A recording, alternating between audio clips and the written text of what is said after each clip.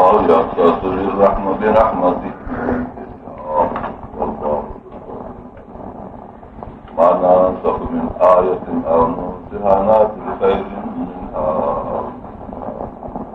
تعلم أن الله على كل شيء ألم تعلم أن الله له ملك السماوات والأرض وما لكم من دون الله من ولي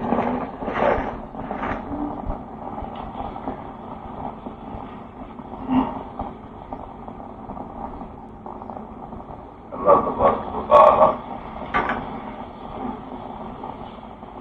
مکے مکرم کے بزرگ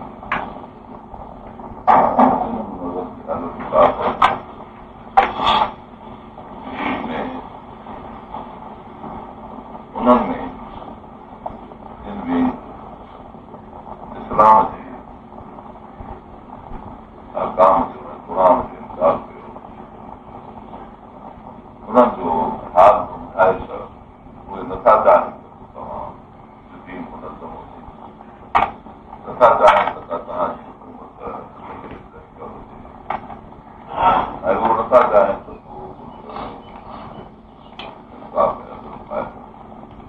अलाह ताला जी फिक्रे जे अकेली बादशाही अकेली इबादत उहे शिरक में बि छा आहिनि ज़ुल्म में बि छा आहिनि ऐं मुल्क खे पंहिंजे मस्जिद ते हलाइण में छा आहे तंहिं करे रब ताला फरमायो अल किताब जा मुशिरक मके मुकरम वारा इहे इन ॻाल्हि खे नथा करनि त अलाह जी रहमत तव्हांखे पाण हू कटिजी चुका आहिनि पंहिंजी सलाहियतूं ख़तमु कयां दीन जे पहुचण खां बाद इनकार करणु दीन जो इन सलाहियत खे ॼाणणो आहे जंहिं शख़्स खे नेकी जी दावत ॾिजे थी तंहिंजी माण्हू में सलाहियत आहे जॾहिं हुन इनकार कयो त पंहिंजी सलाहियत खे बि तोड़े छॾी त उन्हनि पंहिंजो मामिलो सॼो ख़तमु करे छॾियो आहे हाणे अलाह जी हिकमत इहा आहे त ॿी क़ौम खे रब ताला उथारे जेको उथी अलाह जो कमु संभालनि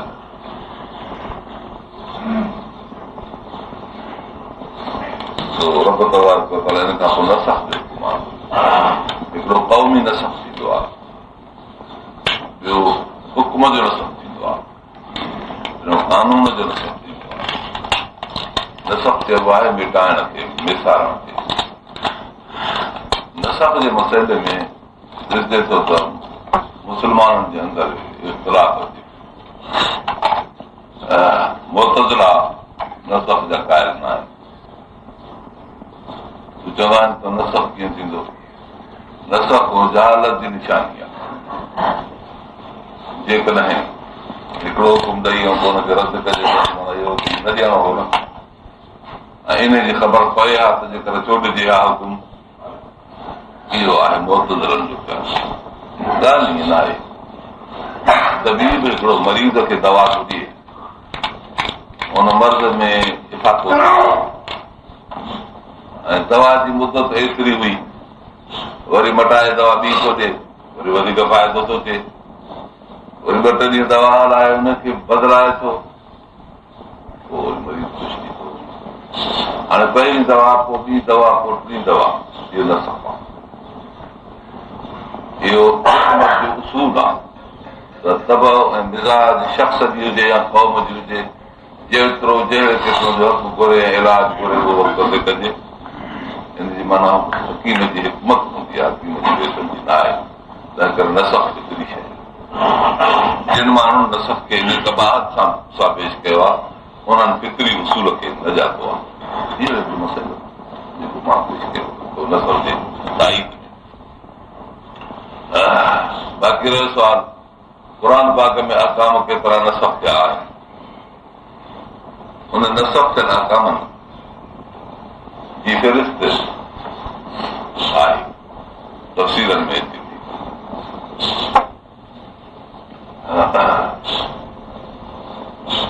ऐं उहा तब्दील रब तबारक व तआला जेका कई आहे सो फरमाए थो मान नंसब में आयतन उनजा नात ख़ैर में असां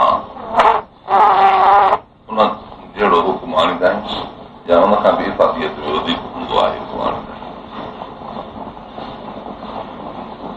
नसख मुल्क जो, नसख कानून जो, नसख हुकुम जो,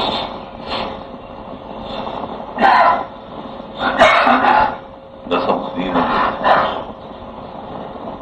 इहे सभु हिंदुस्तान में मुस्लमाननि जी हुकूमत हुई।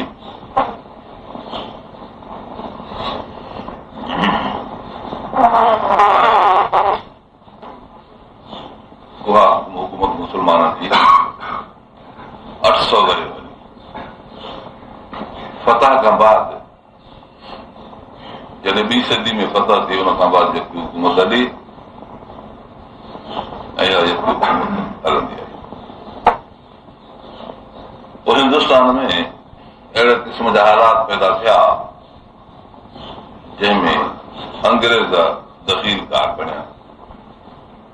लताइफ़ुल ईयल सां उन्हनि हुकूमत ते कब्ज़ो कयो। अकबर बादशाह खां पोइ 6 जाइ नशीन आया, पर रस्ते रस्ते इन ख़ानदान मज़ा, मोगल ख़ानदान मज़ा हुकूमत ख़तम थी। मग़रिबी हुकूमतूं आयूं, सरमाएदारी निज़ाम जी वाग हथ में रखी ऐं मुल्क ते कब्ज़ो कयो। हिंदुस्तान इस्लाम जी हुकूमत खां मुस्लमान जे कब्ज़े खां बेनसीब थी वियो।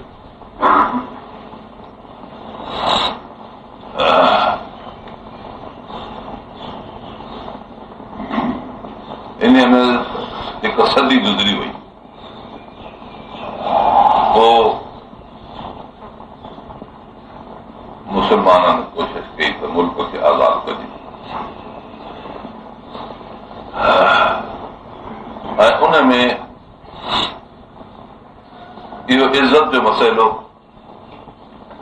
मुस्लमाननि खां मुस्लमान ग़ुलाम न थींदो आहे। उलमा इकराम इन में पेश हुआ। हज़रत हाजी इमदादुल्लाह महाजिर मक्की, हज़रत मौलाना मोहम्मद कासिम साहिब नानूतरी, मौलाना शीदम साहिब गंगोई, इहे माण्हू अॻवान हुया इन क़ाबिले जा।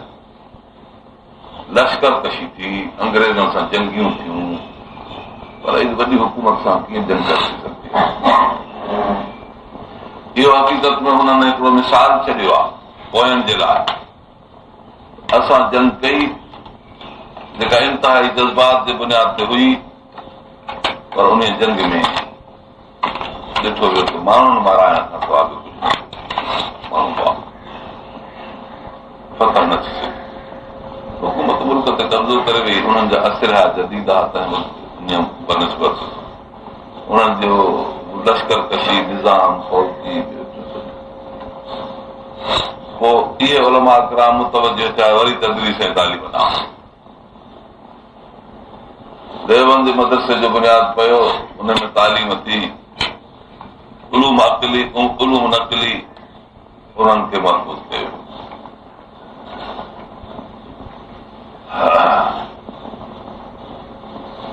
एतिरे क़दुरु जो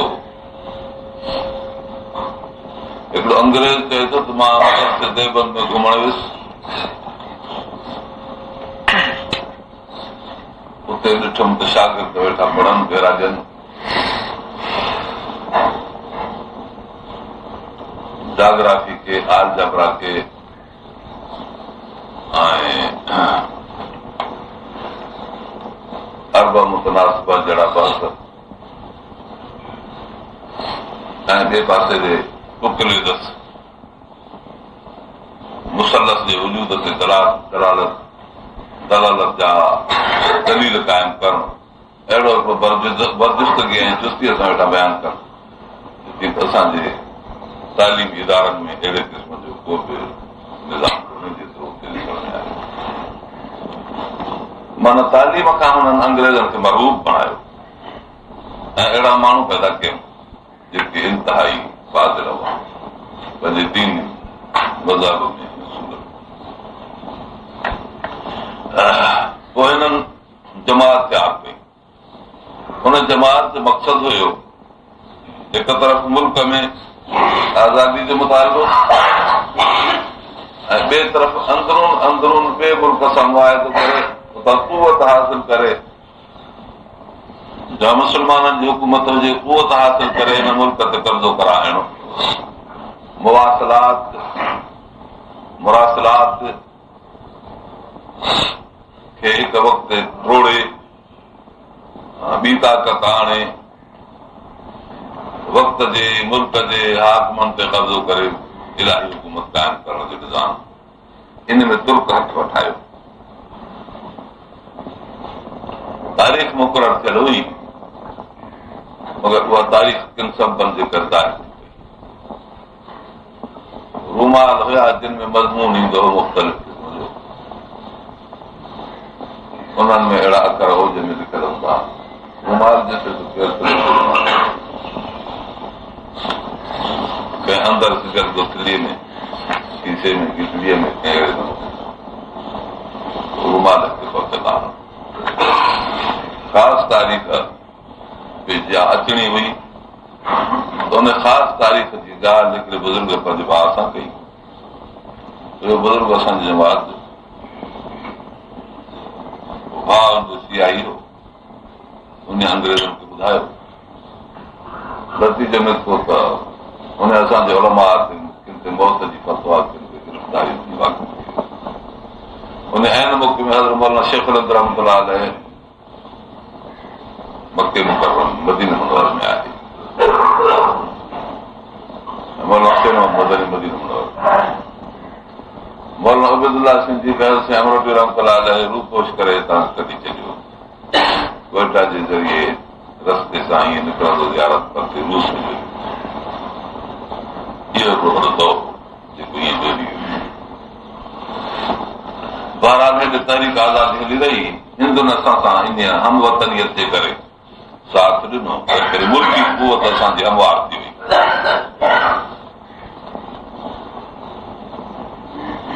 अंग्रेज़नि बि कोशिशि कई त को अहिड़ो सियासी इदारो तालीमी इदारो रखूं जेको मुस्लमाननि जे नज़रिए खे बि टोड़े ऐं असांजी ताईद करे। सईद अहमद नाले हिकिड़ो शख़्स हो, हुनखे अलीगढ़ में कॉलेज विझण जो हुकुम कयां, उन अंग्रेज़ी तालीमी इदारो खोलियो। उन में नाले मातर इस्लामी ॻाल्हियूं बि हुयूं।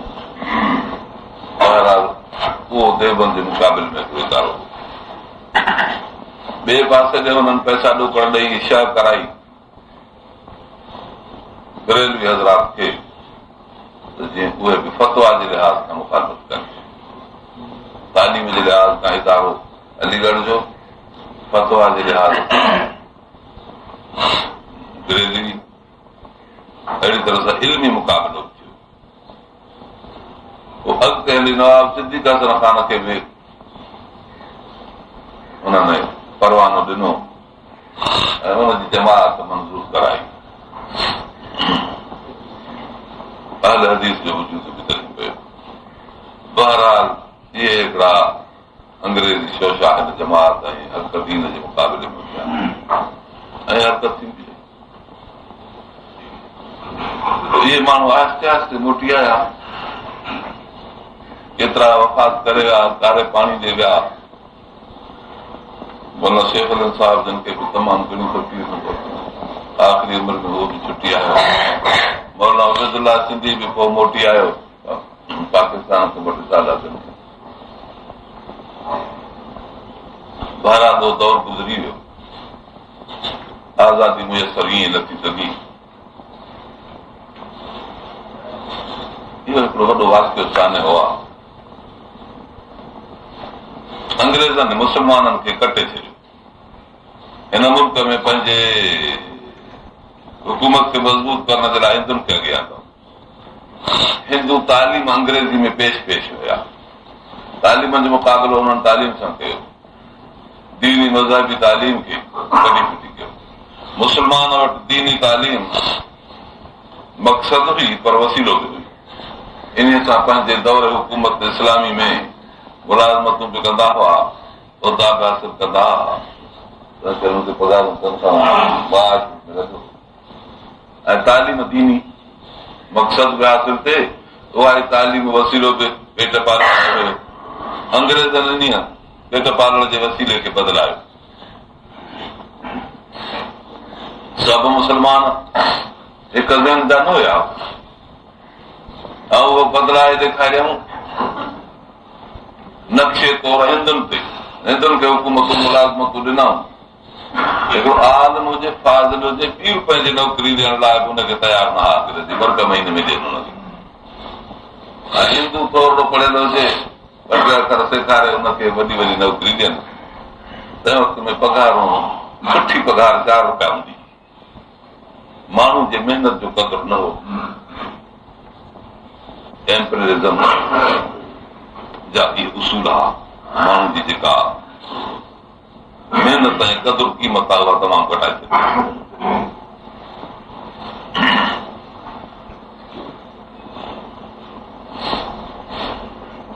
यानी तमामु थोरी रक़म जी महिनत ते मिले। अहिड़ी तरह 4 रुपया 5 रुपया असांजे ज़माने में बि मास्तरनि जी पघार असां 7-8 रुपया लिखी थिए।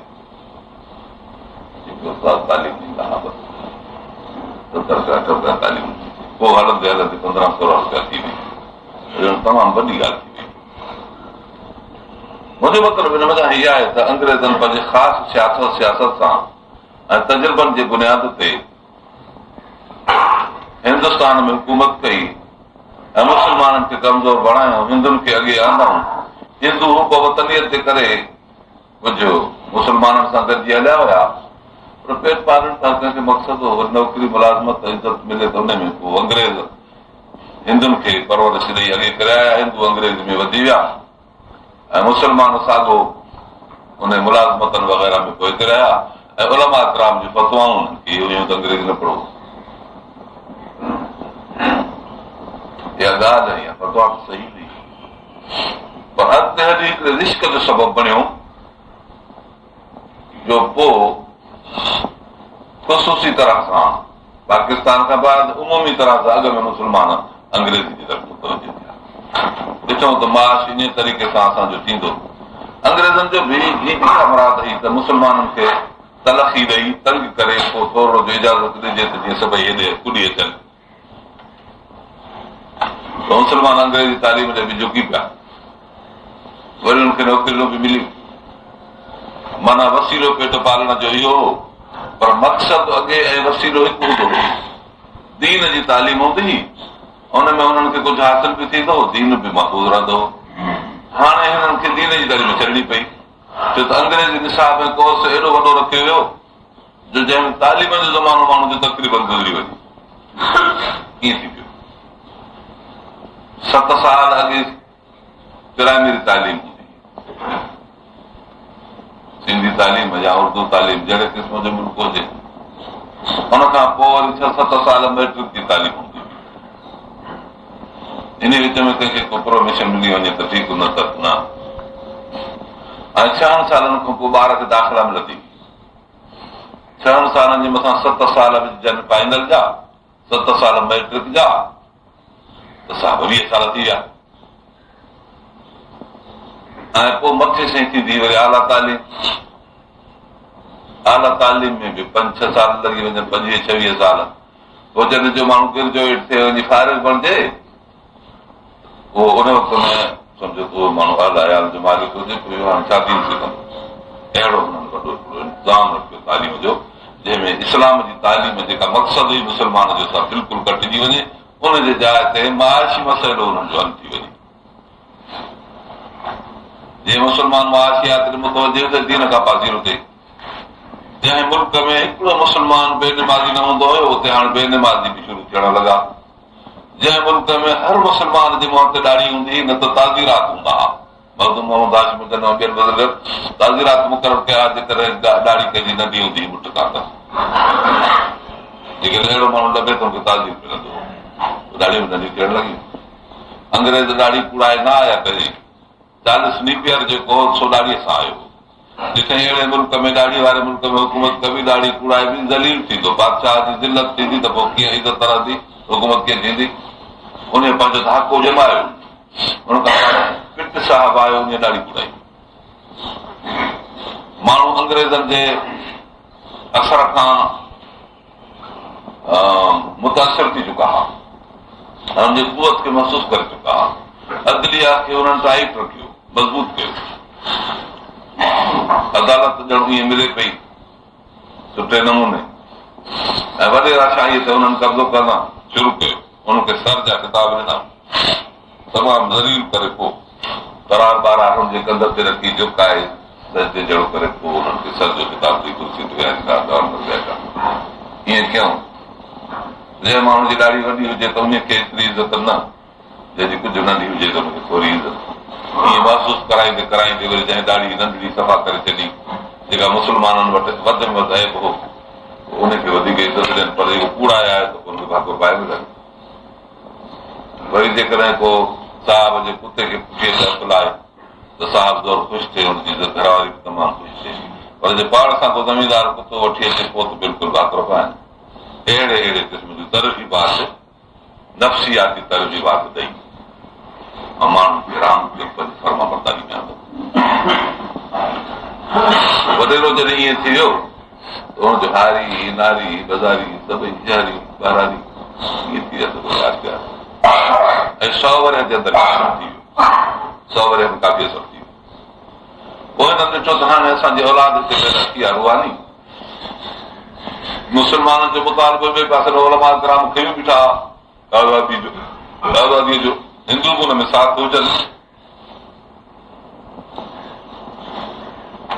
इन तरह सां हुननि मुल्क खे आज़ादु करण जी कोशिशि कई, पर अंग्रेज़नि इतिहाद इस्लामी जो जेको मर्कज़ हुयो उन ते बि कब्ज़ो करे वरितो। उहो अरब शरीफ़, अरब ममालिक, उन्हनि ते बि केतिरनि जा यमन जे मथां हुननि जो कब्ज़ो हो, अमारात मुतहदा अरबिया हुननि जे मथां हुननि जो कब्ज़ो हुयो। ऐं साहिब शरीफ़ हुसैन अंग्रेज़नि जो माण्हू हुयो। तुर्कनि ते बि हिननि जो घणो कब्ज़ो हो, पर तुर्कनि आहिस्ते आहिस्ते आज़ादी हासिल करण जी कोशिशि कई।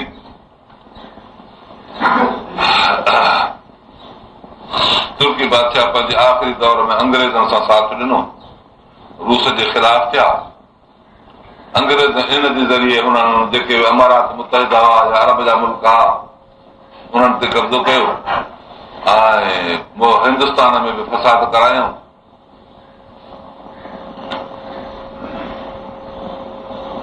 पोइ हली अॻिते तुर्कनि मुखालफ़त कई, पंहिंजे मुल्क खे आज़ादु करण जी कोशिशि कयूं, पर हज़रत मौलाना उबैदुल्लाह सिंधी रहमतुल्लाह अलैह अफ़गानिस्तान में जंग करायो, मूंखे आज़ादु करायो। अहिड़ा हिकिड़ा हालात पैदा थी पिया। मिस्र खे हुननि पंहिंजो मर्कज़ बणायो अंग्रेज़नि। पोइ उहे इन खां पोइ हिंदुस्तान ऐं तुर्क ऐं जेको यूरोप हुयो उन्हनि सभिनी गॾिजी अंग्रेज़नि तुर्क जे ख़िलाफ़ कमु कयो। तुर्क खे ज़ाहिर करण जी कोशिशि कई वई, पर तुर्कनि ज़ाहिरी तौर हिकिड़ी इंतिहाई बेदीनी इख्तियार करे ऐं अहिड़े क़िस्म जे सियासत खे हुननि वरितो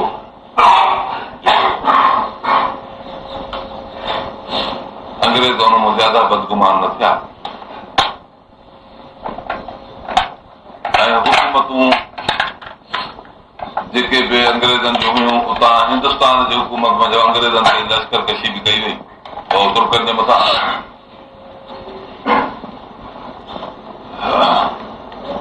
ऐं तुर्कनि जो हिकिड़ो इलाइक़ो हो, उनखे हुननि फतह बि कयो जंग में। ऐं हिन मुल्क में हुन फतह जे करे ख़ैरातूं बैरातूं थियूं, मुख़्तियारकारनि खे हुननि ऑफिसनि में भत तलबा कराम तक़रीरूं कयूं कि भत न खाओ, छो जो असांजे तुर्क जे इलाइक़े ते हुननि फतह कई आहे। उन जी ख़ुशी में त भत कराइनि, मुस्लमाननि जी इहा ख़ुशी न आहे। कुराड़ो हूंदो मौलाना अली महमूद, उहो चए पियो त माण्हू जॾहिं भत खणी वञनि पिया, असां ॿाहिरि शहर ते बीह रहियासीं, खाराइनि में पिया, खणाइनि पिया। असांजा वर्कर हुते हुनखे चवनि बाबा इहो भत हिन क़िस्म जो आहे, मुस्लमाननि खे होॾे कुठो अथनि, हिते ख़ुशी अंग्रेज़नि मलाई आहे, इहो वक़्तु न खणो। पोइ मुस्लमाननि खे गैरत अचे बद फिटी कनि जीअं असां ॾिठो कुराड़ो वीचारो कसम जहिड़ी ॻाल्हि कंदो जंहिं महिल ॾिठोसीं बत उछले कुतनि खे ॾियनि त कुता न पिया खाइनि गोश्त ऐं पुलाव इन गैरत जो हैवाननि ते एॾो असरु मरण अली कुराड़ो ख़बर कंदो बत जी जोली उछलणायूं कुता हुजनि मूंखे हलिया वञनि वरी के मुटनि खे कीअं कनि बत न खाइनि कुता बि कुता बि बत नथा खाइनि अलाह वारनि जो फ़ैसिलो इहो जंहिंजो एॾो असरु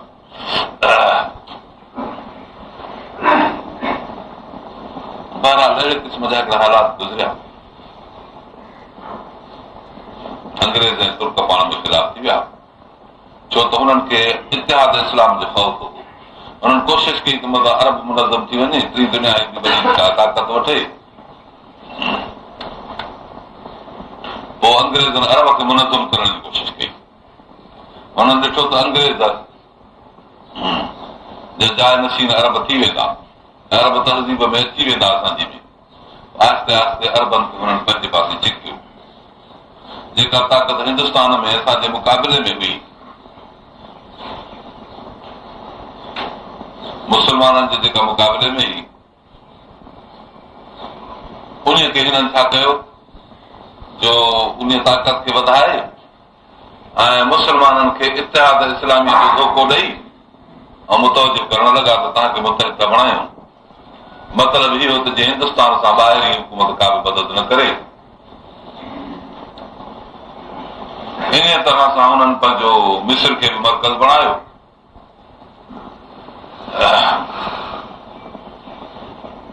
ऐं हिंदुस्तान में हिकिड़ो तबिको हिन मुल्क जे अंदरि उहो अंग्रेज़नि जो ख़ादिम रहियो जंहिंजो मर्कज़ अलीगढ़ थी ऐं पोइ हुननि मुस्लिम लीग जो बुनियादु विधो इन विच में गुलाम कादियानी खे बि नबूवत जी दावा करायूं ऐं कागज़ात जे पहुचण खां बाद इहा ॻाल्हि मालूम थी पई जेका अॻे 52 साल 50 साल खां पोइ कागज़ात ज़ाहिर कबा हाणे 33 सालनि में कागज़ात ज़ाहिर कबा त 32 साल कागज़ात असांखे मालूम थिया माविस पंजाब उते अरबाब सिकंदर उन कागज़ात जे मुताबिक़ असां ॻाल्हि कई जेको वीचारो शहीद थी वियो मुफ़्ती साहिब जन जो वज़ीर बि थी रहियो उन कागज़ात में इहा ॻाल्हि हुई त हिते हिन हिंदुस्तान जे अंदरि मुस्लमाननि जी आज़ादी खे एॾो ख़र्जाम ॾेई छॾिजे जो मुल्क आज़ाद त थींदो पर अहिड़ी कुवत पास करे छॾिजे जेका हिंदुस्तान में ॿी ताक़त उभार जे मुस्लमाननि जे मुक़ाबले में हिंदुनि जी ताक़त हुई जंहिंमें मुस्लमान हमेशह जे लाइ कुझिजी वञनि मज़हब ख़तमु थी वञे मज़हब जे ख़तमु थियण जा तरीक़ा 2 टे इख़्तियार कयूं हिकिड़ो त ज़ाहिर में ॼण उहा हुनजी एडिशन सुहिणी हुई त मुल्क जुदा करे ॾिजे हिननि खे जंहिंजो नालो पाकिस्तान हुजे इस्लामी हुकूमत जो निज़ाम हुते क़ाइमु कजे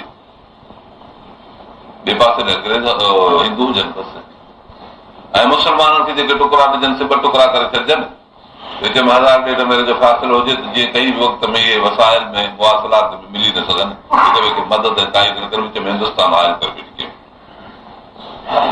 1000 मेरे जो फ़ासिलो मशरक़ी पाकिस्तान ऐं मग़रिबी पाकिस्तान उन ते बि इहे ख़ुशि थिया इहा ॻाल्हि मुआयद जहिड़ी न हुई पर पोइ हिंदू मुल्क जे आज़ादीअ जे घुमंड में इन ॻाल्हि खे क़बूल करे विया उनखे लालचायो नफ़सानी ग़रज़नि में नेहरू जे नफ़सानी ग़रज़नि जो नतीजो इहो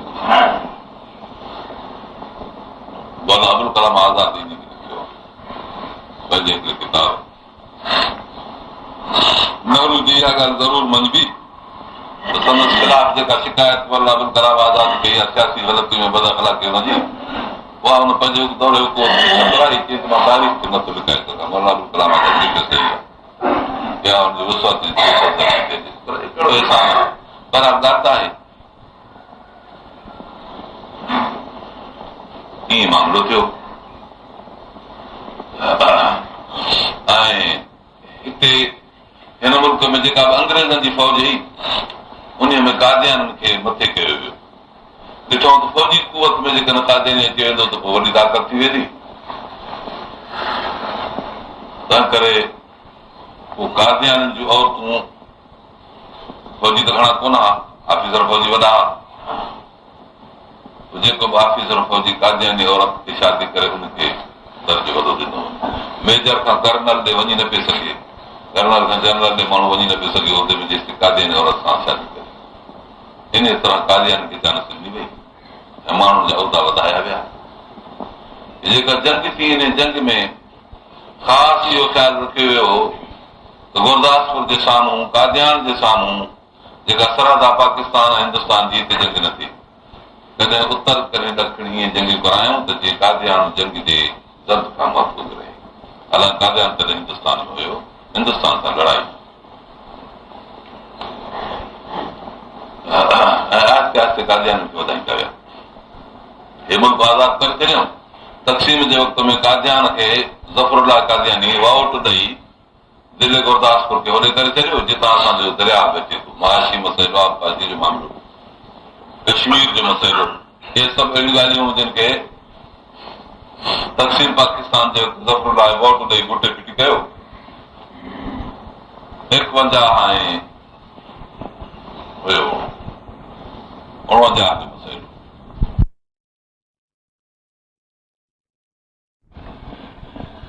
हुयो 49 जो मसइलो, ईअं करे सम्झो होॾे जो वोट ॾिने ते आज़ादी पिया।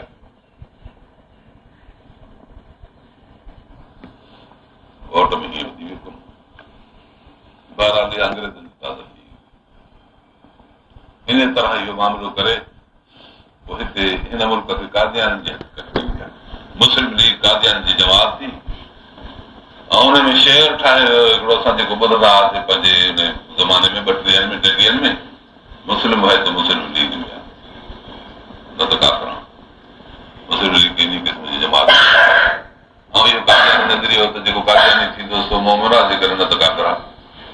हितां सम्झ में अचे थो त इहो कंहिं कादियानी जो ठहियल शेर हो। मुस्लिम लीग मुस्लिम आहे त मुस्लिम लीग में आहे, इहो मोट जो शेर हो। पाण ॿुधोसीं झंडड़ा खणी सावा हुई पटाबंदी शेर कंदा ऐं मुस्लिम लीग जमात में कादियानी अक्सर भर्ती थिया हुया। ज़फरुल्लाह इहा ॻाल्हि अंग्रेज़नि खे चई त मुंहिंजे नाले न कयो। अहिड़ो अॻवान कढो जेको अहिड़े क़िस्म जो हुजे जो हुजे बि ग़ैर मज़हब ऐं हुजे बि मुस्लमाननि जे नाले में, बदनामी न थींदी, कमु थी वेंदो। पोइ जाते जाते जनाह खे ॾिठो, ॿाहिरि इतलाह जो उहो हुते इम्तिहान पास करे वकालत कंदो हुयो इंग्लैंड में। उनखे घुराए अंग्रेज़नि चयो त असांखे मुल्क आज़ादु करिणो आहे, पर मुस्लमाननि जो नालो दुनिया में आहे ई कोन को। तंहिं करे हाणे तव्हां मुस्लमाननि जो नालो वठो, तव्हांखे जुदा करे टुकड़ो ॾियूं, आख़िर हिंदुनि सां गॾिजी छो था रहो। जनाह खे ॻाल्हियूं करे करे हुनजे दिमाग़ में शइ आहे, ॻाल्हि महसूस त थी अथव चङी ॻाल्हि आहे। जनाह अहिड़ो मुस्लमान हो जंहिंजो को इस्लाम वास्तो ई कोन हो। खोजो खोजा बोरी इहे ग़ैर मुस्लिम आहिनि, हक़ीक़त में इहे बुत परस्त आहिनि, पुजारी आहिनि बुतनि जा। आगा खानी इहे सभु ईअं आहिनि, पंहिंजे उन इमाम खे पूजींदा आहिनि, हुनखे बुत ठाहे रखंदा आहिनि जेको बराबरि अथनि। हिननि जे उन्हनि बुत खाननि में बुत रखियल आहिनि जंहिंखे सजदो कंदा आहिनि। इहे अहिड़े क़िस्म जा माण्हू हुआ।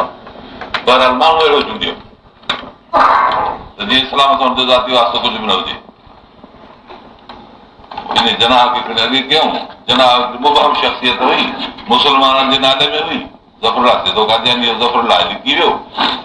कमु उहो कंदो रहियो अंदरूनी तरह सां अंग्रेज़नि जे ज़रिए, ऐं अंग्रेज़ जनाह खे हलाईंदा रहिया।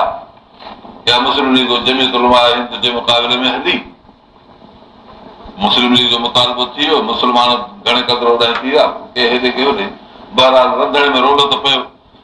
हुननि खे इतिहाद जेको इस्लामी हो टोहिणो हो हिंदुस्तान में, या ॿी जमात तयारु करे इतिहाद इस्लामी जेको उहो थियणु घुरिजे हो थोरो भिड़ कयूं ऐं होॾे अरबनि खे इतिहाद इस्लामी जी दावत ॾेई हिंदुस्तान खां ग़ैर मुतवजो करे ॿिए पासे करे छॾियो। हाणे पाण में तव्हां मुतहिद थियो, अंग्रेज़नि होॾे हरकत कई। अहिड़े क़िस्म जी वॾी हिकिड़ी सियासत हिन मुल्क जे अंदरि हलाई वई। नतीजो इन थियो त मुल्क बि आज़ादु थियो, ॿ टुकड़ा थी पियो, खून रेज़ी, क़तल गारत ॿियो सॼो मामिलो। ऐं जनाह जंहिं वक़्त में इहा हालत ॾिठी त हाणे क़तल गारत थींदी, मौला अबुल कलाम आज़ादु ॾे वियो। चई हाणे त ॾाढी मुसीबत थी, छा कजे।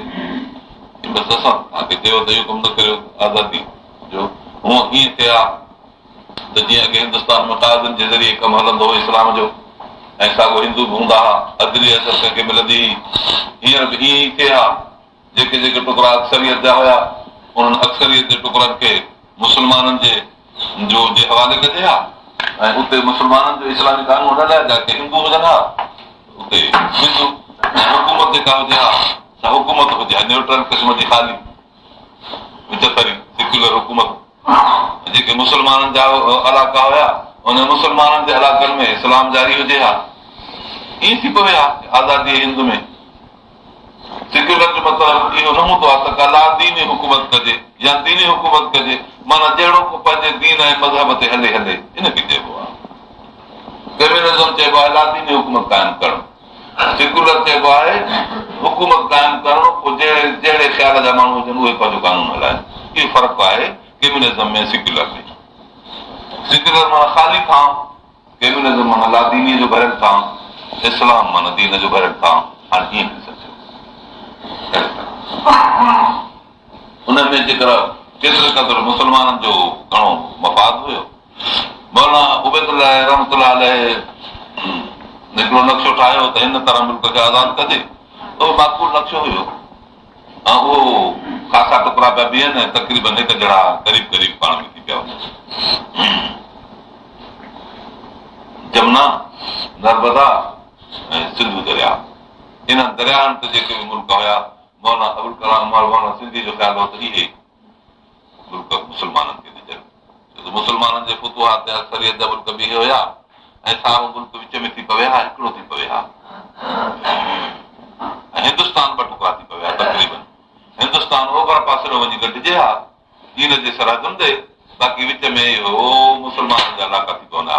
बहरहाल मौलाना उबैदुल्लाह सिंधी जो इहो ख़्यालु हुयो, न थियो जेके थियणो हो थियो, जंहिंमें अंग्रेज़नि वधि में वधि फ़ाइदो पंहिंजो सम्झो मुस्लमाननि खे नुक़सान उहो करे विया। कीअं थी पियो मामिलो? पोइ हलंदे हलंदे आख़िर ढाका जो सुकून थियो ऐं ढाका जे किरण जो सबबु सिर्फ़ु कादियानी आहिनि। मुजीब कादियानियत जे ख़िलाफ़ 4 निकाती प्रोग्राम में कादियानियत जो ख़ात्मो जेको हुनजो हुयो। ॾिठो त कादियान जी तिबाही थी थी ऐं कादियान खे मशरिक़ी पाकिस्तान क़बूल न कयो। जमात इस्लामी हिन में उनखे बि क़बूल न कयो। जमात इस्लामी बि तमामु थोरे हद में हुते हुई। उहो मज़हबी माण्हू आहे, सख़्तु कटर क़िस्म जा माण्हू आहे। असां उतां जे माण्हुनि खे ॾिठोसीं त पुलिस वारनि खे बि ॾाढी गुजड़ी ॾाढी जा 2-3 वार पिया लड़कनि, मगर पुलिस वारे खे बि ॾाढी इहो असां पाण ॾिठो। उन मुल्क जे अंदरि तालीम तमामु घणी। हिकिड़े जलसे में 400 उलमा आया, जिते मूंखे बि तक़रीर जो मौक़ो मिलियो। अधु कलाक जे बजाए उन्हनि मूंखे 1.5 कलाक ॾिनो, अधु कलाक वधाईंदा विया ढाका जे अंदरि। संजमीदुल माजा आलम हिते वेठल हुया। बहरहाल इहो हिकिड़ो एॾो मुल्क हो इन क़िस्म जो, उन मुल्क जे मथां ज़ुल्म कया विया इंतिहा दर्जे जा। अब्दुल्लाह नियाज़ी फौज जो सरबराह करे रखियो वियो। 92,000 फौज जा हथियार हुन उच लड़ाया, छो त फौज खे कमु करणो हूंदो आहे। जहिड़ो हुकूमत फौज में पहिरीं तरबियत इहा हूंदी आहे। अब्दुल्लाह नियाज़ी कादियानी हो, जंहिं अंग्रेज़नि जे चवण ते ऐं पंहिंजे वॾनि जे चवण ते हथियार उच लड़ाया। असुल मक़सदु हो पाकिस्तान खे कमज़ोर कनि ऐं मुल्क जो टुकड़ो ज़ायो कनि। ईअं ज़ायो कयूं त क़तल गारत घणी मुसीबत, फौजनि जा ज़ुल्म, इंतिहा दर्जे जा ज़ुल्म थिया।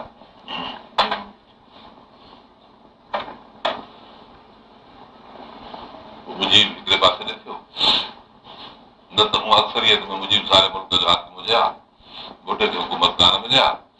हेॾे भुटे खे रखियऊं, होॾे मुजीब खे रखियऊं। भुटे में जेतिरो वक़्तु हुननि खे कमु निकितो ओतिरो वक़्तु कमु कढियऊं न मञूं। ॾिठूं त हाणे वरी हे कादियानियत जे ख़िलाफ़ थी वेंदो, इक़्तिदार जो पुजारी आहे, तंहिं करे भुटे खे लाहे हिन खे आंदो जेको हे सचो पचो कादियानी हो। ऐं हिन जे लाइ तारीख़ में ख़ुदि लिखियलु आहे, अमेरिका जी तारीख़ में त कादियानी आहे सिवाल मुस्लिम कास्ट, माना मुस्लमाननि में हिकिड़ी नंढड़ी जमात आहे जुदा, उनजो ही मेंबर आहे। इहो 77 में जॾहिं चढ़ियो हो तॾहिं इहो रिसाले में आयो। न्यूज़ बि हिकिड़ो रिसालो आहे जो असां वटि उन रिसाले जा कागज़ आहिनि। उन ॾींहं खां वठी कादियानी, पर इहो रिसालो असांखे थोरो पोइ थिए आयो, पर वक़्त न आयो। बहरहाल हिन वॾो धोखो ॾिनो, उलमा कराम खे सभिनी खे धोखो ॾिनो। इहा तारीख़ जेका हेॾी तारीख़ मुल्क में हली रही, हुन तारीख़ खे मांद विझण जी न वॾी ॻाल्हि चालाकी कई। इस्लाम इस्लाम इस्लाम घणो पुकारी, मुस्लमान बि चाहिनि पिया त इस्लाम कंहिंखे जो पंहिंजे महबूब शइ जो दिलासो ॾिजे थो बंदि थी वेंदो आहे। इहो कीअं जेको ज़वाल थियो, अलाह ताला तो ॼाणे त अलाए छा हाल थिए अॻिते। हिन वक़्तु मुक़दे ईंदी आहे मुकमल तरह सां, पर बादशाही अलाह जी आहे। अलम तालम अल्लाह समावात वल अलाह जी बादशाही आसमान ज़मीन में इहा आहे। हे बि हिकिड़ो नसख मां ॿुधाए थो, इहो नसख माननि सभ में आया अथनि नुस्यानात ख़ैर में न मिसला जो वॾो शाहकार आहे। हिते साईं हुकूमत जो नसख, क़ौम जो नसख।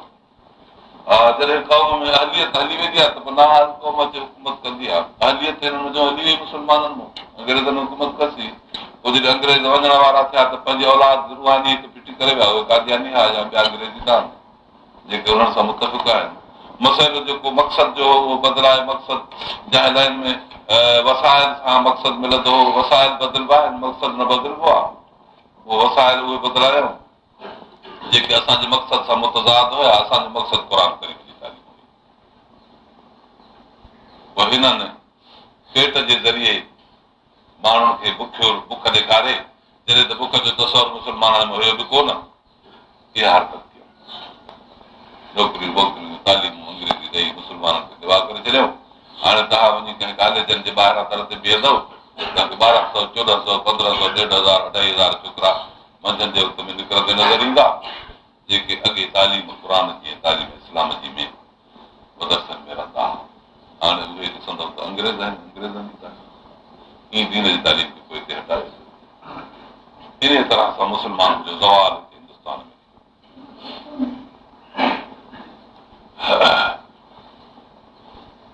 वरी इन ज़वाल खे ख़तमु करण जे लाइ साॻियो तरीक़ो इहो आहे त तालीम दीन जी हुजे, माण्हू खे वरी उथारिजे, मज़बूत करे। अलाह तबारक व तआला को अहिड़ो इंतज़ाम करे। असुल त ताक़त उन जी आहे, ॿिए कंहिंजी ताक़त कान्हे।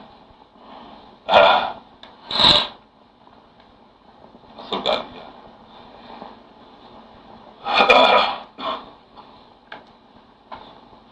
कसीर में किताब अलाह ताला जो फरमाए त अहले किताब चाहिनि था त तव्हांखे मोमिन हुजण खां पोइ वरी काफ़िर कनि, उन्हनि खे हसद आहे। हक़ हुननि जा ज़ाहिर थी पिया, तंहिंखां बाद बि हुननि जी नियत इहा आहे। हे हुयो हिकिड़ो नसख। ॿियो नसख जेको काफ़िरनि वटि एतराज़ जो उहो हुयो, जंहिंजो अलाह तबारक तआला हिते जवाबु छॾे माननि सभु मिलाए इहो जेको अलाह तबारक तआला जवाबु ॾिनो आहे, उहे हिकिड़ा मज़मूमात आहे काफ़िरनि जा। हुन काफ़िरनि जे मज़मूमात खे जवाबु आहे। हिकिड़ो सुवाल कंदा हुआ त नबी मोहम्मद अहिड़ो आहे जो पंहिंजे संगत खे कॾहिं हिकिड़ो हुकुम थो करे, ॿियो हुकुम थो करे, अॼु हिकिड़ी ॻाल्हि थो करे, सुभाणे ॿी ॻाल्हि थो करे। पोइ चइबो त क़ुर इहो संदसि कलाम आहे, अलाह जो कलाम हुजे त हेॾी फेर घेर किथे आहे? सुवाल हो।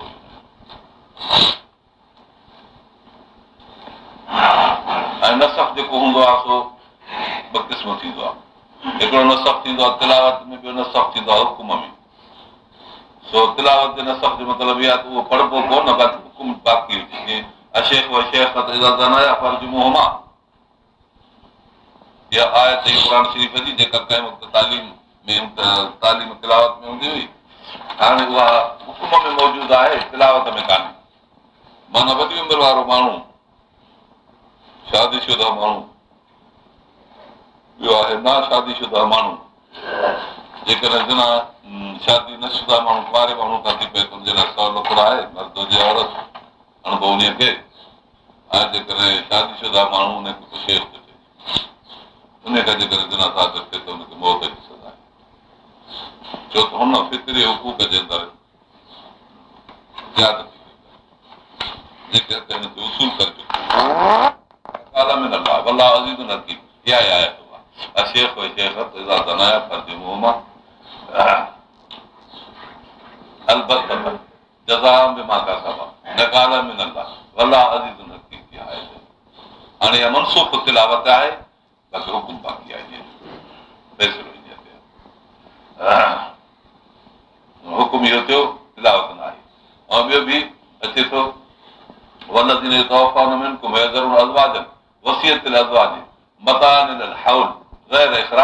जंहिंजो मुड़ुसु मरी वञे ऐं ज़ाल छॾे उन्हनि खे ज़ालनि जे लाइ वसियत करणी आहे त घर में सॼो साल रहनि माइट हुनखे न कढंदा इज़त आहे।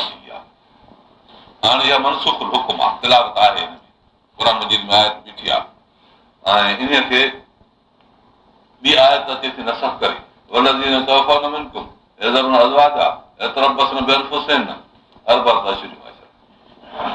4 महीना 10 ॾींहं इज़त थी पई।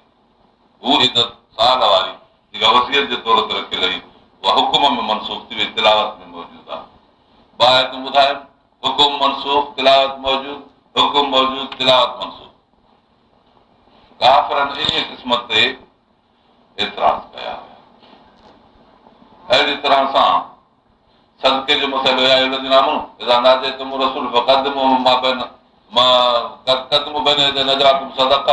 अलाह ताला त फरमाए थो जेकर रसूल जे आॾो अचो अॻ में अची ख़ैरात पोइ वरी ॿियो आहे साॻे मुजाहिद सूरत में अचनि थियूं त जेकर तव्हां सदको नथो पुॼे त पोइ इस्तग़फ़ार पढ़ो या के ॿिया अहिड़ा अखर सुठा ॻाल्हायो। कॾहिं कॾहिं माण्हू खे न बि हूंदो आहे नबी सां अची ॻाल्हाईंदो आहे उते हुनखे कुझु पेश करे मतिलबु हिन जो इहो मुनाफ़िक़ नबी साईं जो वक़्तु ख़राबु कंदा तंहिं करे उन्हनि ते बंदिश पई पर बंदिश विझण जो इहो हिकिड़ो नफ़ीस तरीक़ो त ख़ैरात ॾेई ख़ुदा वास्ते नबी अकरम सल्लल्लाहु अलैहि वसल्लम आॾो पोइ 4 ॻाल्हियूं वेही करियूं। मुनाफ़िक़ खे पैसो पसंदि हूंदो तंहिं करे उन्हनि को मशवरो करणु छॾे ॾिनो असुलु उन्हनि जो दरवाज़ो बंदि करणो हो पर पोइ इहा बि मनसूख थी हाणे तिलावत में मौजूदु आहे हुकुम जो मनसूख रहियो नबी अकरम सल्लल्लाहु जे ज़माने में। अहिड़ी तरह सां खीर रिज़ा जे मामले में क़ुर पाक जे अंदरि आयत नाज़िल थी अशर हुयो क़ुर शरीफ़ जे अंदरि अशर रज़आतिन मालूमातिन 10 चगड़ूं मालूम थियनि तव्हांखे पोइ उहे ॿार जे खीर जो सबबु बणंदियूं ऐं पोइ रिज़ाई बाग थींदो हुरमत ई दीरदाई पोइ हिनखे मनसूख कयो 5 रज़आतिन मालूमातिन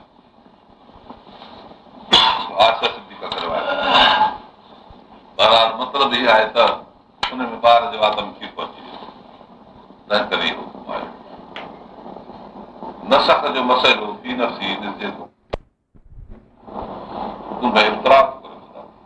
अलाह ताला जवाब में फरमायो कोन्हे माननि सभिनी आयत जेको बि असां सां नसख था करियूं और नुन से जा तरक़ था करियूं माना हुकुम खे छॾे था ॾियूं उहो सभु अलाह ताला जी तरफ़ां आहे ईअं कोन्हे को वक़्त सां गॾु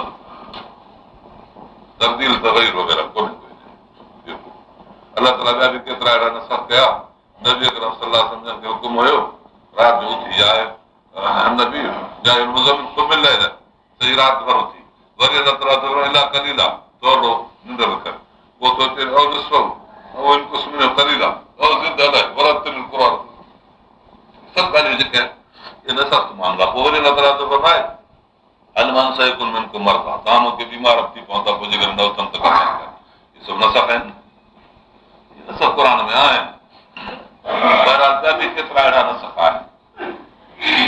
अॻे हुयो त जेकॾहिं को पुराणो माण्हू आहे रोज़ा नथो रखी सघे त पोइ खणी फिदियो पंहिंजो ॾे ऐं माण्हू खे रोज़ो खाराए छॾे। अॻिते हली इहो हुकुम नसख थी वियो त पुराणो माण्हू हुजे तमामु मजबूर शेख हुजे त पोइ हुनजे लाइ हुकुम थी सघे थो बाक़ी गर्मी सर्दीअ में को अमीर माण्हू या कीअं रोज़ो नथो रखी सघे उन्हनि खे इहो हुकुम कोन्हे ईअं न आहे त कंहिं बि लती ढीले सां पंहिंजो आराम हासिल करे मरीज़ जी हैसियत में आहे त फ़ाइदत में न आया सफ़र जी हालत में आहे त उन में बि फ़ाइदत में न आया फ़र्क़ु अहिड़े तरह मसइला आहिनि बाक़ी कुझु उहो मनसूख थियो कुझु मनसूख न थियो इहे ॻाल्हियूं क़ुर पाक में तमामु घणी थियूं अचनि पियूं काफ़िरनि जे शुभे एतिराज़ जो सबबु बणियो हो तंहिं करे रब तबारक व तआला फरमायो त इहे शुभा जेके तव्हां करियो था इहे न आहिनि अलाह ताला जी मर्ज़ी आहे बादशाही हुकूमत हुनजी आहे आसमान ज़मीननि में केसी ताईं जेतिरे वक़्त ताईं जहिड़ा हुकुम मुल्क रानीअ जा हुकुम कानून जा हुकुम तब्दील तगैर जा हकाम रस्तल जेसिताईं कंदो रहे हुनजी मर्ज़ी आहे, बसि उहो त थी वियो पूरो मामिलो। हनुमान अब्दुल्लाह सिद्दीक़ जन फरमायो आहे त नसख जे मामले में असां गौर कयो, मालूम थियो त हर भरो एतिरो नसख क़ुर शरीफ़ में कोन्हे। वसीयत जो जेको मामिलो हो, अलाह ताला फरमायो त वसीयत कजे, जॾहिं माण्हू वफ़ात थो करे तंहिं खां में वसीयत करे, पोइ वर्षे जे आया त उनखे नसख करे छॾियो आहे। रब ताला क़ुर पाक में फरमायो यूसीकुमुल्लाह फी औलादिकुम लिज़कर मसलतुल वर्सो विरासत थी वई, न त अॻे इहो हूंदो त वसीयत कजे। मौलाना सिद्दीक़ फरमायो इन आयत में मां फिक्र में हूंदो हुउसि, इहा मनसूख पई थी नज़र अचे, तिलावत में मौजूद आहे पर हुकुम में मनसूख आहे। पोइ फरमायो मां बीमार पियो पीर झंडे में, मुंहिंजी बीमारी जी हालत शदीद थी वई, पोइ अहिड़ी मां मुंहिंजी सिरांदे खां वेठी हुई, उहा सिखियाणी मुस्लमान थी। मौलाना जन फरमायो त मां उन फिक्र में इन आयत जे में हूंदो हुउसि क़ुर पाक जे तवजो में, उते इहो मसइलो मुंहिंजो हल थी पियो त हीअ मां आहे इख़्तिलाफ़ दीन जे करे मुंहिंजी वारिसणी न आहे, मां जे मरी पवां त हिन कुझु न मिलंदो, पोइ हिन जे लाइ जेकर मां वसियत कान करे सघां थो तंहिं करे वसियत जो मसइलो अञा आहे, मनसूख न आहे। मनसूख केतिरो बि माण्हू पंहिंजे भाउ खे ॾेई सघे थो, जॾहिं इख़्तिलाफ़ में हुजे, दीन जे इख़्तिलाफ़ में हुजे पंहिंजे भाउ खे ॾेई सघे थो, वसियत काफ़िर जे लाइ मना त कान्हे। तंहिं करे मालूम थियो त इहा आयत मनसूख न आहे। मौलाना जन फरमायो इहा आयत मूंखे हमेशह कट कंदी, पर अलाह ताला मूंखे बीमारी ॾिनी, मां मुंहिंजी सिरादी खां विहारे मूंखे मसइलो हल करे ॾिनो, न सभु कोन्हे। अहिड़ी तरह हिकिड़ा हुकुम आहिनि कुदरती।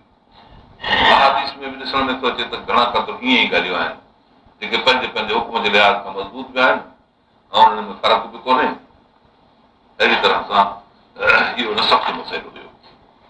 बहरहाल जेको क़िबले जो मसइलो हो, इन क़िबले जे मामले में बि उन्हनि खे एतिराज़ हुयो ऐं यहूदी ऐं नसारा इन्हनि खे इहा ॻाल्हि पसंदि हुई त क़िबलो असांजो हुजे, ऐं इन क़िबले में हिकिड़ो क़ौमी जज़्बात बि हुया, उहे ॾाढा गौर जे लाइ आहिनि, सम्झण जे लाइ, जेके मां हिते इन मुनासिबत ते चई थो छॾियां छो त नसख सां इन जो तालुक़ आहे। तंहिं करे हुज़ूर अनवर सल्लल्लाहु अलैहि वसल्लम जन इब्राहिम अलैहिस्सलाम जे औलाद इस्माइल अलैहिस्सलाम जे जहिड़ो ख़ानदान मज़ा जेको ॿियो पुटु हो, पहिरियों पुटु हो हज़रत इब्राहिम अलैहिस्सलाम जो, हज़रत याक़ूब अलैहिस्सलाम, हज़रत इसहाक़ अलैहिस्सलाम उहे बैतुल मुक़द्दस ते थिया, जेतोणीक उते बि मुस्लमाननि जूं मस्जिदूं वग़ैरह ॿियो सभु कुझु आहे ऐं मुस्लमाननि जो इहो इलाइक़ो हुयो।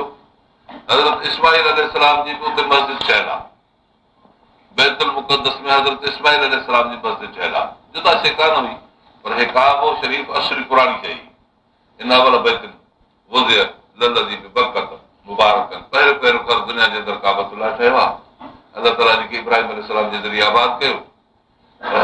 ऐं हज़रत इब्राहिम अलैहिस्सलाम जंहिं असीं मज़हब खे तरक़ी ॾिनी, पंहिंजी साबियत हुई, सितारनि जी पूॼा हुई, अलाह ताला जे इबादत में ज़रियो हुयो सितारनि जी पूॼा। इब्राहिम अलैहिस्सलाम सिर्फ़ु सितारनि जी पूॼा खे हटायो, माना साबियत जे मज़हब जो उरूज हज़रत इब्राहिम अलैहिस्सलाम जो वजूद आहे।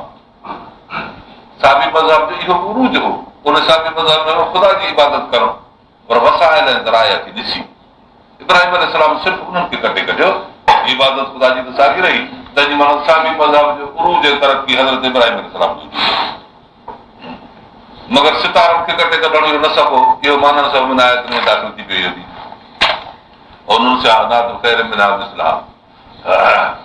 नुनस जी मतिलबु आहे तरक़ करणु। अलाह तबारक तआला नसब कयो साबी मज़हब जे हिकिड़े जुज़े खे, कहिड़ो जुज़ो त सितारनि जी पूॼा न करियो, ऐं नुनस थिया माना तरक़ कयोसीं बाक़ी कीअं त अलाह जी इबादत करियो, ईअं थी पियो। अलाह ताला ख़ैरियत आंदी हुन में, शिरक निकिरी वियो, जेको शिरक अॻिते वरिया वरिया हली माण्हुनि कयो, शिरक मज़हब में कोन हो, साबी मज़हब पोइ ग़लती हुननि कई, मज़ाहिब परस्ती जो वजूद हितां पियो, उन खे अलाह ताला ख़तमु करे छॾियो। इहे हिकिड़ा वॾा वाक़ियात आहिनि पुराणा इब्राहिम अलैहिस्सलाम जे हनीफ़ी दीन जा। त हनीफ़ियत साबियत खे उरूज जी शकिल में आंदो आहे, मतिलबु इहो आहे जीअं इब्राहिम अलैहिस्सलाम जो जेको मज़हब हो सो ॿिनि जमातुनि में तक़सीम थी वियो, याक़ूब अलैहिस्सलाम जो पासो ऐं हज़रत मूसा अलैहिस्सलाम जो तरफ़, ऐं इहो मामिलो ऐं ॿियो हज़रत इस्माइल अलैहिस्सलाम जो, त पोइ इन मज़हब खे यहूदियत खे नसरानियत खे इस्लाम अची ख़तमु कयो आहे। पर ख़तमु करण जी इहा माना कान्हे त उन्हनि खे ज़ायो कयो आहे। उन्हनि में जेके बि शयूं असुली हुयूं उहे त बाक़ी आहिनि। अलाह जी इबादत, रसूल जी रिसालत, इंसान सां अदालत, इहे शयूं त बाक़ी आहिनि। बाक़ी उन्हनि में जेके ग़लतियूं अची वियूं हुयूं या उन्हनि जे क़ौमी जज़्बात ते के मसइला हुया रखियल, छो त उहे मज़हब बैनुल अक़वामी न हुया पर क़ौमी आहे। जीअं भाणे जे मुताबिक़ मोहम्मद ते शादी कंदा हुआ यहूदी, उहा ख़तमु कई। अहिड़े क़िस्म जा अहिड़ा क़ौमी जज़्बात हिन क़ौम कुरैश जा बि महफ़ूज़ कया विया। क़िबले जो मसइलो जीअं त क़ौमी जज़्बात में हुयो, उन लाइ थोरो मां तवजो ॾियां। इस्लाम क़ौमी जज़्बात खे ख़तमु थो करे, तॾहिं त बैनुल अक़वामी बणियो आहे। ॻाल्हि छा हुई, नबी अकरम सल्लल्लाहु अलैहि वसल्लम जन या कुरैश काबतुल्लाह सां मुहबत रखंदा हुआ, उन जे माहौल जा हुया। पोइ हुकुम थियो त बैतुल मुक़द्दस ॾे निमाज़ पढ़णो करे। नबी अकरम सल्लल्लाहु अलैहि वसल्लम जी इमामत बैतुल मुक़द्दस में कराई वई, त जी माना इहा आहे त बैतुल मुक़द्दस तव्हांजो क़िबलो आहे। मेराज जी राति इमामत उते कराए, अलाह ताला बैतुल मुक़द्दस खे क़िबलो बणायो। वरी मथे मेराज ते नई निमाज़ फर्ज़ कराई। नबी साईं जन निमाज़ जो फर्ज़ अदा कंदा, पर जीअं बैतुल मुक़द्दस में मुंहुं करे निमाज़ पढ़ायो अंबिया खे, तीअं काबतुल्लाह में तोड़े अचे मोटी लथा पंहिंजे मके मुकरम मगर मुंहुं बैतुल मुक़द्दस ते निमाज़ सभु ईअं पढ़ंदा। पर हुज़ूर अनवर सल्लल्लाहु अलैहि वसल्लम जन काबतुल्लाह शरीफ़ खे बि छॾियो कोन। काबे जे बीहंदा हुआ ॾखण पासे ॾों, काबतुल्लाह जे ॾखण पासे ॾों बीही ऐं पोइ मुंहुं कंदा हुआ उतर। काबो थी पियो अॻियां, बैतुल मुक़द्दस मुंहुं बि थी वियो, छो त मुंहुं उतर थियो। ईअं करे सम्झो त बैतुल मुक़द्दस आहे हीअं उतर, काबतुल्लाह जे हिते। नबी साईं जन हेॾो बीह जो मुंहुं कंदा हुआ त बैतुल मुक़द्दस मुंहुं थी वियो न, काबो बि अॻियो। माना जेकी क़ौमी जज़्बात आहे उनखे बि महफ़ूज़ रखियऊं। अलाह ताला जो जेको हुकुम हो बैनुल अक़वामी हैसियत जो, उनखे बि ॿुधायां। पोइ जॾहिं हिजरत करे आया, हिते क़ौमी जज़्बात खे पामाल करणो पियो। नबी साईं काबतुल्लाह ॾे पुठी करे जॾहिं निकिरी आया 250 मील परे उतर, हाणे जो मुंहुं करे निमाज़ पिया पढ़नि त निमाज़ पिया पढ़नि बैतुल मुक़द्दस ॾे, ऐं उतर मुंहुं कयो पुठी काबे ॾे। हिते क़ौमियत जा जेके जज़्बात आहिनि से ख़तमु थी विया। अलाह तबारक व तआला जो इहो ई हुकुम हुयो त तव्हां बैतुल मुक़द्दस ॾे मुंहुं करे निमाज़ पढ़ो। ऐं रब तबारक व तआला इहो जेको हुकुम बैतुल मुक़द्दस जो कयो, हिते ख़ुसूसी तरह सां इम्तिहान हो। रब ताला तो फरमाए त असां ॾिसूं त केरु तव्हांजा ताबेदार था थियनि ऐं केतिरा ॾींहं मामले में पहुची था वञनि ऐं केतिरा खुड़ियुनि ते फिरनि था। इहा माना आहे ईअं जेका अॻिते सॼे कुल महली ईंदी। मां उहा आयत पढ़ी करे ॿुधायां तव्हांखे। अलाह ताला तो फरमाए त असां जेको तव्हांखे इहो हुकुम ॾिनो आहे, असां जेको क़िबलो तोखे ॾिनो आहे जंहिं ते तूं बीठो हुई, यानी बैतुल मुक़द्दस ॾे मुंहुं करण जो जेको हुकुम ॾिनोसीं, ॿियो मक़सदु न हो इल्ला लिनअलम मन यत्तबिउर रसूल, केरु पंहिंजे क़ौमी जज़्बात खे फिटी करे रसूल जो ताबे थो थिए। मिमन यनक़लिब अला अक़बैहि, जेके कुड़ी ते फिरनि था पंहिंजे क़ौमी जज़्बात ते वरी वञा बैतुल मुक़द्दस मुंहुं कनि था। असांखे इहा ॻाल्हि ज़ाहिर करणी त नबी साईं जा जेके साहबा क़ौमी जज़्बात खे फिटो करे छॾियो, नबी जे ताबेदार थी बैतुल मुक़द्दस मुंहुं कयो। इहा ख़ासि ॻाल्हि आहे। हज़रत मौलाना अब्दुल्ला सिंधी जो बयान, जेके चवनि था त मौलाना अब्दुल्ला क़ौमी जो अलम बरदार आहे, उहो मौलाना सिंधी ईअं थो चवे त हिते क़ौमी जज़्बात खे पामाल करण जे लाइ अलाह ताला फरमाए थो त असां हुकुम कयोसीं बैतुल मुक़द्दस मुंहुं कर। मदीने में अचण खां बाद हाणे त मुश्किलात थी पई न, कीअं कनि मुंहुं काबे ॾे। हिते इहा ॻाल्हि हुई त नबीअ जे पुठियां ॾिसूं त कहिड़ा था लॻनि, कहिड़ा था चवनि त असां बैतुल्लाह न छॾींदासीं। मिमन यनक़लिब लिनअलम मन यत्तबिउर रसूल मिमन यनक़लिब अला अक़बैहि, ॾिसो त कहिड़ा आहिनि रसूल जा ताबे, कहिड़ा आहिनि कुड़ियुनि ते था फिरनि पिया। वैन कानत लकबीरतन, ॻाल्हि त तमामु वॾी, पर इल्ला अलल लज़ीन हदल्लाह, ख़ुदा जिन हिदायत कई उन्हनि त ठीकु आहे। केतिरो मसइलो फरई आहे, उसूली मसइलो न आहे। असांखे हेॾे मुंहुं कर त बि ठीकु हुजे, हेॾे कर तॾहिं बि सही आहे, छो त उसूल त असुल इस्लाम आहे। अलाह जे रसूल जी ताबे हीअ आहे। न सख़्ती मसइले में इहा ॻाल्हि हेसि ताईं सम्झणु ज़रूरी आहे। छाकाणि त फसल जेको हले थो जे कजे, तॾहिं इहा ॻाल्हि करणु ज़रूरी थी पई। पोइ रब तबारक व तआला इहा ॻाल्हि ॾेखारे बैनुल अक़वामियत इस्लाम जी साबित करे, जीअं असुल मरकज़ काबतुल्लाह खे बणाइणो हो ऐं उन में क़ौमी जज़्बात वाबस्ता हुया। मरकज़ ने वरी मोटाई, तव्हांखे ख़बर पए माण्हुनि खे हे महज़ क़ौमी मज़हब नज़रिए वारा न आहिनि, पर हे बैन अक़वाम नज़रिए जा आहिनि, जो हिननि खे जॾहिं हुकुम कयो बैतुल मुक़दस ॾे त उन में मुंहुं करे छॾियऊं। हाणे वरी बैतुल्लाह शरीफ़ ॾे, हाणे बैतुल्लाह शरीफ़ जेको हुकुम आहे बैन अक़वामी हैसियत में क़ौमी हैसियत, छो त पंहिंजी क़ौमी हैसियत टोड़े आया आहिनि। पोइ काबतुल्लाह ॾे फिरायो हुकुम खे फवल बजा के शतरुल मस्जिद हराम ऐसमा कुंतुम फवल हाणे जाते हुजे ॻाल्हि जी कमाइश थी करे छॾी। हाणे थोरो आया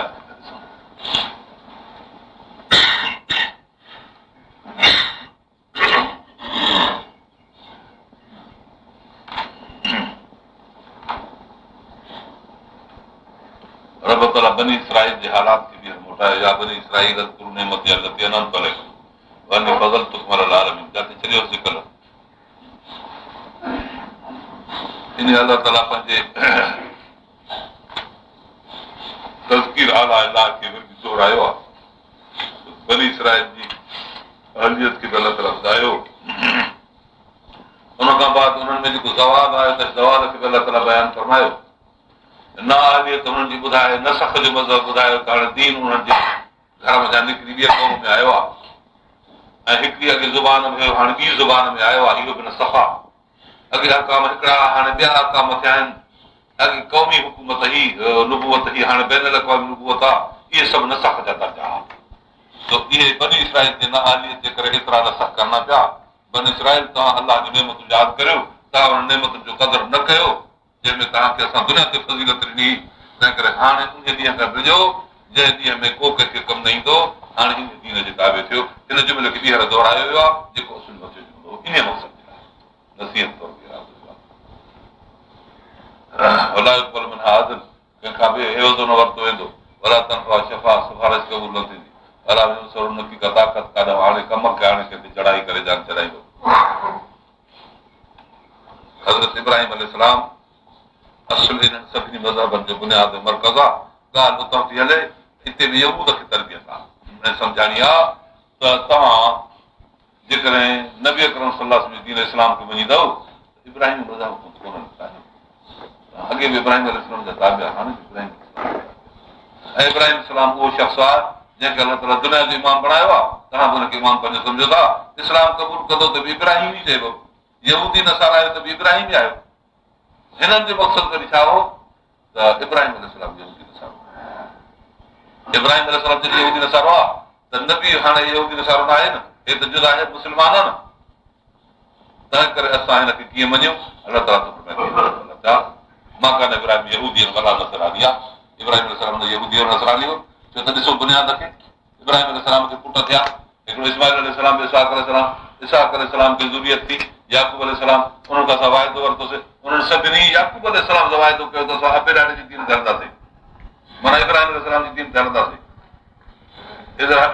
याकूब मौत, जॾहिं मौत आहे याकूब अलैहिस्सलाम ते पंज पुटनि खे घुराए थी त कंहिंजी ताबेदारी कंदो? हुनजो